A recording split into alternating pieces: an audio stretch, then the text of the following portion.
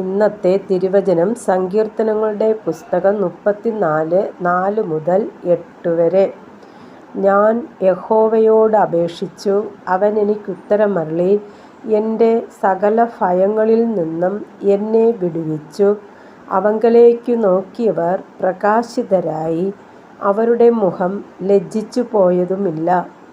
ഈ എളിയവൻ നിലവിളിച്ചു, യഹോവ കേട്ടു. അവൻ്റെ സകല കഷ്ടങ്ങളിൽ നിന്നും അവനെ രക്ഷിച്ചു. യഹോവയുടെ ദൂതൻ അവൻ്റെ ഭക്തന്മാരുടെ ചുറ്റും പാളയമിറങ്ങി അവരെ വിടുവിക്കുന്നു. യഹോവ നല്ലവൻ എന്ന് രുചിച്ചറിവിൻ. അവനെ ശരണം പ്രാപിക്കുന്ന പുരുഷൻ ഭാഗ്യവാൻ.